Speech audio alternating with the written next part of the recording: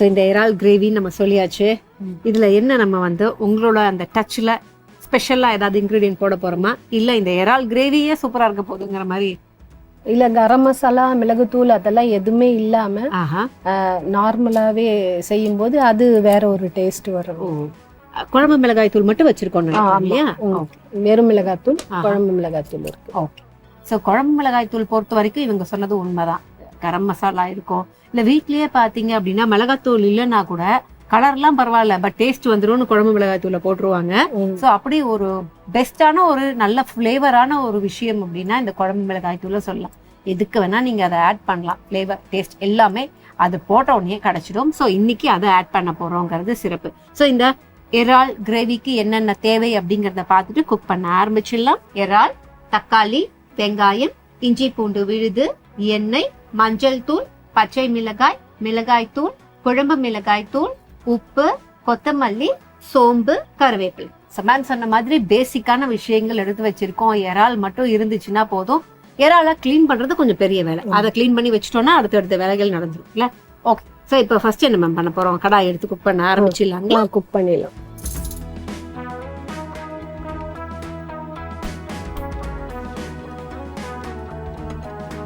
கொஞ்சம் காயட்டும். அதுக்குள்ள நமக்கு கரண்டி வைக்கிறதுக்கு பிளேட் எல்லாத்தையும் நான் ரெடி பண்ணிருக்கேன்.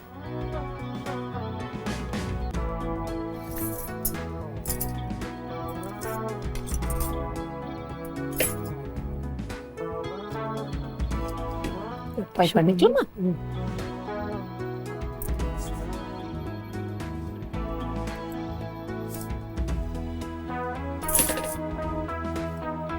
டிஷ்யூ வேணுமா? போதுமா? இல்ல போதும்.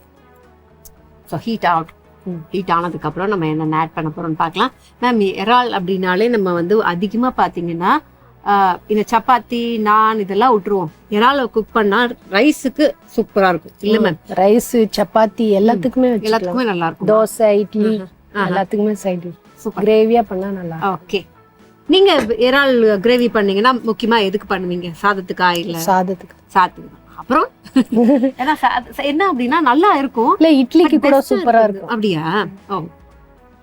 என்ன பொறுத்த வரைக்கும் பெஸ்டா இருக்கிறதுனா நான் சாதம் தான் சொல்வேன். இறால், அது மீன் குழம்பு எப்படி நம்ம ரைஸ்க்கு வச்சு சாப்பிடுறோமோ அது மாதிரி சீ ஃபுட்னாலே சாப்பாடுக்கு பெஸ்டா இருக்கும் அப்படிங்கிறது தான்.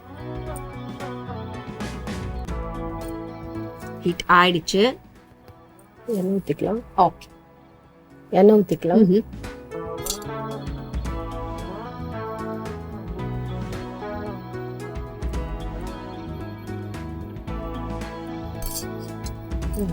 Thank you.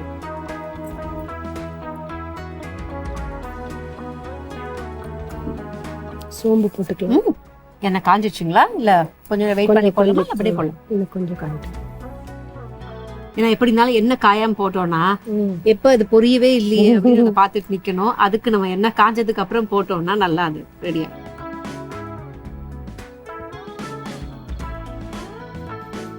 அண்ட் என்ன காயிற கேப்ல உங்களை பத்தி சொல்லுங்க மேம். நீங்க என்ன பண்ணிட்டு இருக்கீங்க? நான் ஹவுஸ் ஒய்ஃப் தான். ஆஹா. 2 டாட்டரு. ஒரு டாட்டருக்கு மேரேஜ் ஆயிடுச்சு. ஓகே. இன்னொரு டாட்டர் இருக்காங்க. ஆஹா. அவங்க வந்து அட்வொகேட்டா இருக்காங்க. ஓகே. ஹஸ்பண்ட் அட்வொகேட் தான். எங்க ஃபேமிலி எல்லாருமே advocate. Law and order family. Okay. நீங்க வந்து என்னைக்காவது யோசிச்சிருக்கீங்களா நம்மளும் அட்வொகேட்டா படிச்சிருந்தா இவங்க கூட வாதாடலாம் அப்படின்னு? ஓகே. ஆனா அவங்க அவ்வளவு பெரிய அட்வொகேட்டா இருந்தாலும் வீட்ல நீங்க சொல்றது தான் லா அண்ட் ஆர்டர் அப்படிலாம் கிடையாது. அவங்க சொல்றதுதான். அப்படியா? நம்பலாமா? ஓகே. நம்ம வீட்ல தான் நம்ம பேசுறத கேக்குறாங்க போல. மத்தவங்க வீட்ல எல்லாம் எல்லாரும் பேசுவாங்கன்னு நினைக்கிறேன்.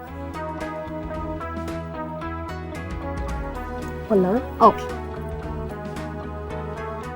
சோம்பு தேவையான அளவுக்கு போட்டாச்சு. இப்போ வந்து வெங்காயம் போட்டுக்கலாம்.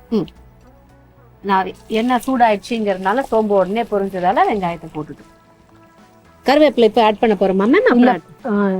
இப்போ போடலாம். வெங்காயத்துக்கு அப்புறம் போடலாமா? ஏன்னா அது எண்ணெயில போடும்போது பொரிஞ்சிரும். ஓஹோ. அதனால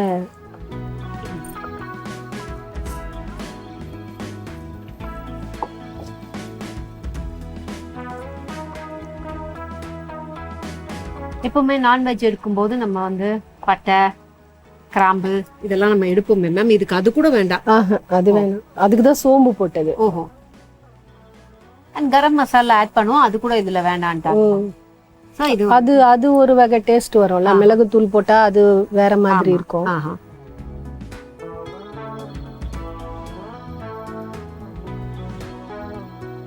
கொஞ்சம் கருவேப்பிலை போட்டுக்கலாம். ஓகே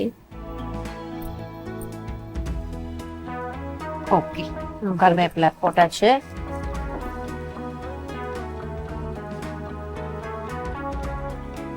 கொஞ்சமா வதங்கறதுக்கு கொஞ்சமா சால்ட் போட்டுக்கலாம்.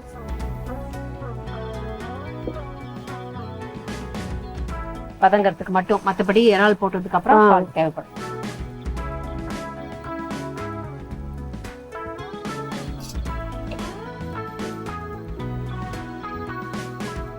எப்பவுமே நம்ம சொல்ற மாதிரி எதுக்கு வெயிட் பண்ணுவோம் அப்படின்னு பாத்தீங்கன்னா, லைஃப்ல கடவுளை பாக்குறதுக்கு வெயிட் பண்ணுவோம். சாப்பாடும் பாத்தீங்கன்னா அதே அளவுக்கு முக்கியம் தான். அது ரெடி ஆகணும்னு வெயிட் பண்ணணும். ஏன்னா வயிறு சம்பந்தப்பட்ட விஷயம் இல்லையா? சோ அது கொஞ்சம் டைம் எடுத்து தான் பண்ணணும், நிதானமா தான் பண்ணணும்.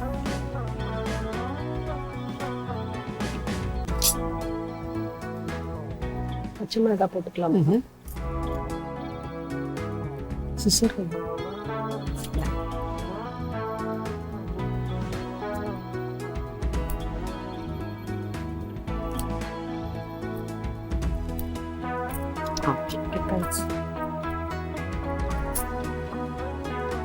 அது ஒரு ஃப்ளேவர்க்காக.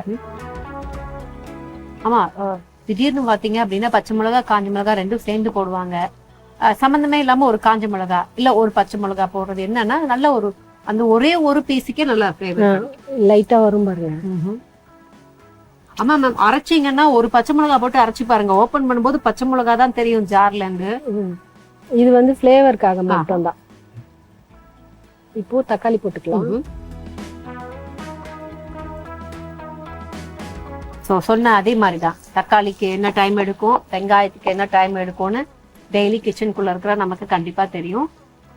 ஆல்ரெடி நம்ம உப்பு ஓரளவுக்கு போட்டுட்டோம், ஒரு பிஞ்சுங்கிறதுனால திருப்பி ஆட் பண்ண வேண்டாம். இல்ல போடணும், மொத்தமா போட்டுட்டு அப்ப பாத்துக்கலாம். இது வெறும் வெங்காயம் வதங்கறதுக்கு தான் போட்டோம். வெங்காயம் வதங்கணும், உப்பு போட்டும் வதங்கிட்டு இருக்கு. தக்காளி அதுக்கப்புறம் நம்ம ஆட் பண்ணிருக்கோம், வதங்கணும். ஸோ ரெண்டும் சேர்த்து குக் ஆகட்டும். அதுக்குள்ள மேம் வந்து லிட் போட்டு மூடி வச்சிடலாம் அப்படின்றாங்க. ஸோ இப்போ லைட்டா ஓபன் பண்ணி பார்க்கலாம். மேம் நான் ஓபன் பண்றேன், நீங்க வந்து இன்னும் வதங்கணுமா இல்ல ஆட் பண்ண போறோமா ஏதாவது இன்கிரீடியன்ட்? இந்த இஞ்சி பூண்டு விழுது போட்டுக்கலாம். ஓகே,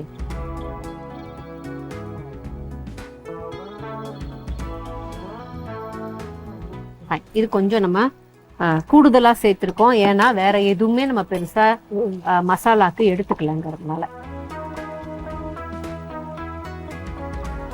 அதுவும் எறா கொஞ்சம் ராவா இருக்கும்ல, அதனால கொஞ்சம் இஞ்சி பூண்டு கொஞ்சம் அதிகமா போட்டுக்கலாம்.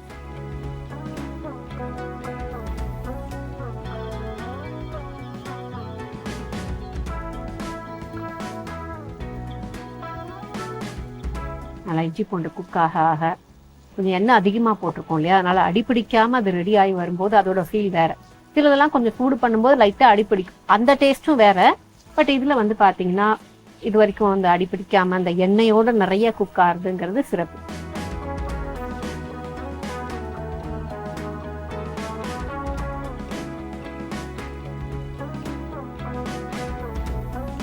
ஸோ அவ்வளோதான் எனக்கு தெரிஞ்சு. ப்ரான் போட்டதுக்கு அப்புறம் மிளகாத்தூள், குழம்பு மிளகாய் தூள் போடுவோம். இல்லைன்னா இதெல்லாம் பண்ணிட்டு நல்லா மசாலாவை ஆக்கிட்டு ப்ரானை போட்டுட்டு, ப்ரான் அதிக நேரம் குக் ஆகக்கூடாதுன்னு சொல்லுவாங்க. ஏன் மேம்?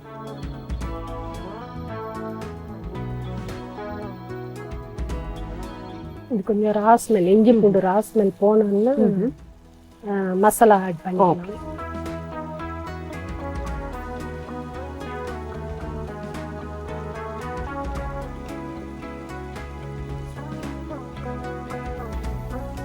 எப்பவுமே நம்ம வந்து நம்ம ஷெஃப் சொல்றதை எடுத்துப்போமே.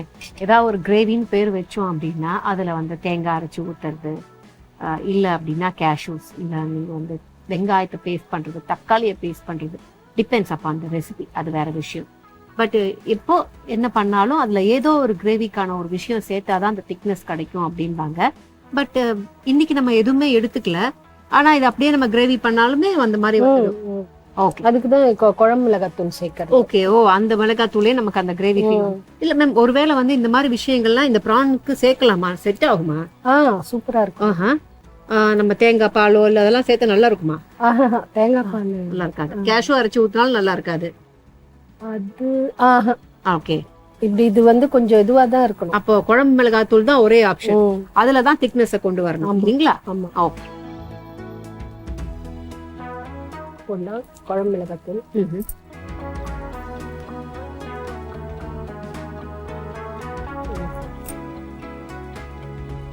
தேவையான இது எவ்வளவு தேவையோ ஏன்னா இது காரம் இருக்காது, நம்ம எல்லாருக்குமே தெரியும். பட் ஃபிளேவர் எந்த அளவுக்கு தேவையோ அவ்வளவு ஆட் பண்ணிட்டு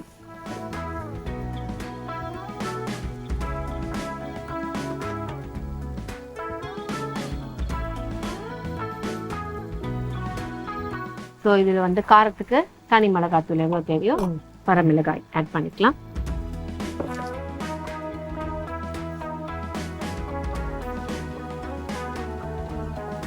ஸோ வரமிளகாய் தூளை பொறுத்த வரைக்கும் மற்ற ஏதாவது நம்ம போட்டாவது கொஞ்சம் பச்சை வாசனை போகிறது தெரியும். பட் வரமிளகாய் தூள் வந்து நம்ம நிறைய வாட்டி அந்த ஃபீட்பேக்ஸை கேட்டிருக்கோம், ராவாக இருக்குது மசாலா அப்படின்னு. ஸோ அப்படி இருக்கக்கூடாது அப்படின்னா அது குக்கார டைம் அந்த ஃப்ளேவர் கூட நம்ம எண்ணெயிலே வதங்கணும். Okay okay.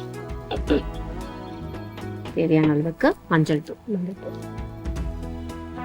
மஞ்சள் தூள் என்ன ரோல் பிளே பண்ணுது அப்படின்னு பாத்தீங்கன்னா நிறைய ரோல் பிளே பண்ணுது. மஞ்சள் தூள் நம்ம வந்து ரொம்ப ரொம்ப கம்மியா தான் போடுவோம். சில பேர் இப்ப நாளா பாத்தீங்க அப்படின்னா தேவைக்கு கொஞ்சம் அதிகமாவே மஞ்சள் தூள் சேர்க்கறது என்னோட ஃபீல். ஏன் அப்படின்னா அதுல ஏதோ ஒரு டேஸ்ட், ஒரு ஃபீல். அப்புறம் நான் சாப்பிட்டு முடிச்சேன் அப்படின்னா நான் மஞ்சள் தூள் போட்டேன்னா அந்த மஞ்சள் தூள் எனக்கு தெரியணும்.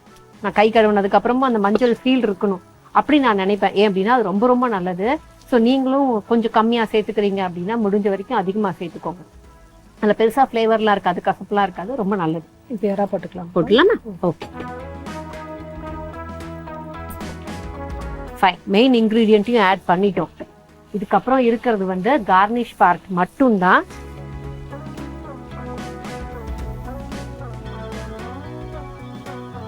இறால் பொறுத்த வரைக்கும் பாத்தீங்கன்னா அதிகமான நேரம் குக் பண்ணக்கூடாது அப்படின்னு சொல்லுவாங்க.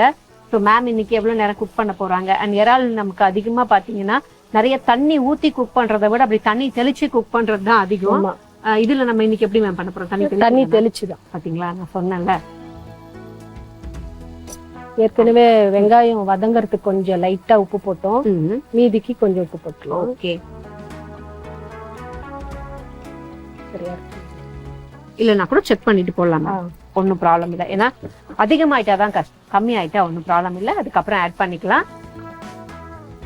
ஸோ இது மாதிரி மேம் வந்து அவங்களோட சிக்னேச்சர் ரெசிபி என்னென்னலாம் வீட்டில் குக் பண்ணுவாங்க அப்படிங்கிறத கண்டிப்பாக நம்ம கேட்டே ஆகணும். ஏன்னா அவங்க தான் வீட்டில் கண்டிப்பாக கிச்சன் உங்களோட விஷயம் தான். அப்படிங்கிறதுனால என்ன மாதிரி இருக்கும் மேம்? 3 பேரும் அட்வொகேட்ஸுங்கிறதுனால என்ன டைமுக்கு அவங்க ஆஃபீஸ், அதாவது அவங்க அட்வொகேட் இதுக்கு போக வேண்டியிருக்கும் பார் கவுன்சில்? 9 மணிக்கு கிளம்புவாங்க. ஓகே. அதுக்குள்ள மார்னிங் டிஃபன் ரெடி ஆயிடும், லஞ்ச் ரெடி ஆயிடும். கேரியர்ல தான் கட்டி கொடுக்கணும். அந்த கலந்த சாதம்லாம் எடுத்துட்டு போக மாட்டாங்க. சாதம், குழம்பு, ரசம், கூட்டு, பொரியல் அந்த மாதிரி தான் கட்டி. இப்படி நம்ம வந்து ரெஸ்டாரண்ட்ல போய் ஒரு மீல்ஸ் கொடுங்கிற மாதிரி எல்லாம் ஃபுல்லா மீல்ஸ். அப்படிதான். ஓஹோ. அப்ப உங்களுக்கு ரெஸ்ட் டைம் எப்பதான் கிடைக்கும்? இல்ல அது ரொட்டீன் ஆயிடுச்சு இல்ல, கரெக்டா இது செய்யணும். எனக்கு அதுதான் கரெக்டா இருக்கும். எனக்கு வீட்டுல இருந்தாங்கன்னா அந்த வேலை வந்து ரொம்ப லேட் ஆகும். அது இது வந்து எனக்கே பர்ஃபெக்டா இருக்கும். காலையில எழுந்தோமா இந்த வேலை கரெக்டா முடிச்சுட்டு அடுத்த வேலையை பார்க்கலாம். தயவு செஞ்சு கிளம்பி ஆபீஸ் கிளம்புங்க, நான் ஃப்ரீயா இருப்பேன், எனக்கு மத்த வேலை நடக்கணும் அப்படிங்கிற மாதிரி. இன்னொன்னு அவங்களுக்கு பழகிருச்சு அப்படின்னாங்க பாருங்க. ஒரு டைலாக் ஞாபகம் வரும், 40-45 வயசு வரைக்கும் இப்படிதான் இருக்கும் லைஃப், அதுக்கப்புறம் சரியாயிடுமா? இல்ல பழகிடும் அப்படின்னு ஒரு டைலாக் ஒரு படத்துல இருக்குல்ல, அது மாதிரி தண்ணி தேவையான அளவுக்கு தண்ணி ஆட் பண்ணிக்கலாம். லைட்டா ஊத்திக்கலாம். ஓகே.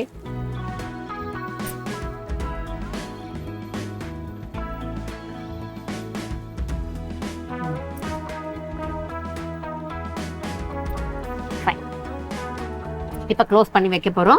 கொஞ்சம் சிம்ல வச்சுக்கலாம். சிம்ல வைக்கலாமா பாருங்க? ஓகே. இல்ல இன்னும் பண்ணவா? இன்னும் கொஞ்சம் ஹையா பண்ணவா? ரொம்ப ஹையா இருக்கா? மீடியமா வைங்க பாருங்க. Okay okay.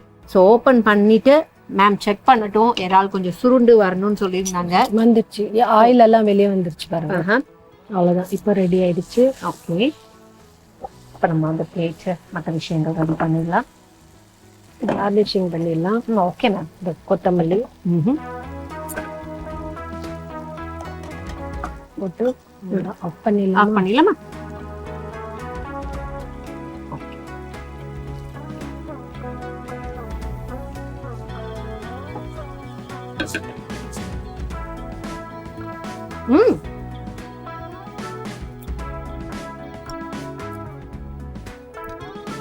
எடுக்கலாமா?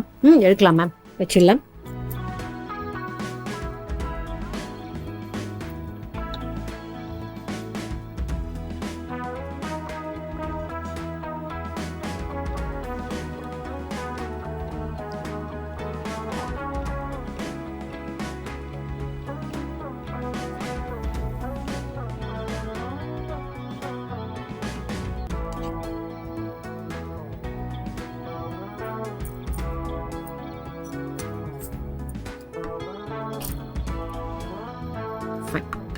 நானும் வந்து டேஸ்ட் பண்ணுறதுக்கு கொஞ்சம்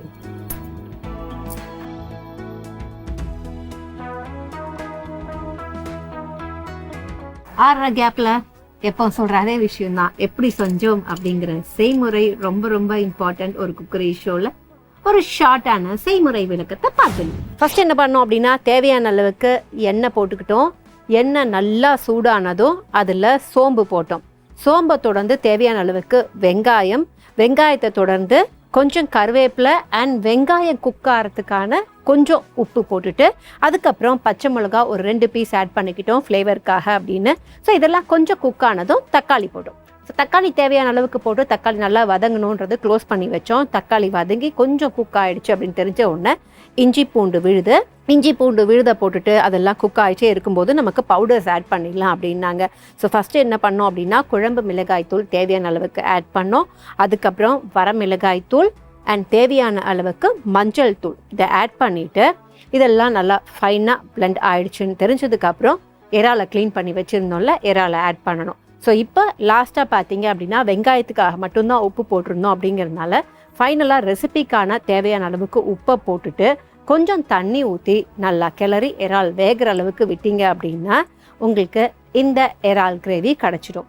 அதுக்கப்புறம் ஃபைனல் டச்சாக என்ன பண்ணுறோம் அப்படின்னா, தேவையான அளவுக்கு அழகாக கொத்தமல்லி தூவி இறக்கும். இப்போ எப்படி இருக்குது அப்படிங்கிறத டேஸ்ட் பண்ணிடலாம்.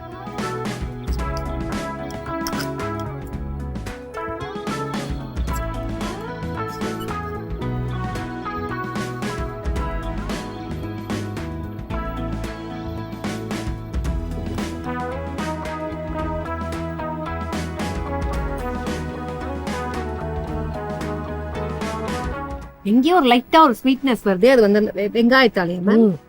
ஓகே, மற்றபடி வந்து பாத்தீங்கன்னா மசாலா ஆகட்டும், ப்ரானை குக் பண்ண விதமாகட்டும் ரொம்ப ரொம்ப சூப்பரா இருக்கு. திடீர்னு நான் வெங்காயத்தை கடிச்சோன்னா ஒரு ஸ்வீட்டா இருக்கு. திடீர்னு என்ன வெங்காயம் ஸ்வீட்டா இருக்காதே அப்படின்னா, ஏன்னா நம்ம அதிகமா எல்லா மசாலாவையும் போட்டு அந்த ஒரு இன்கிரீடியன்ட்டுக்கான குவாலிட்டியே மாத்தி வேற மாதிரி குக் பண்றது ஒரு விதம்.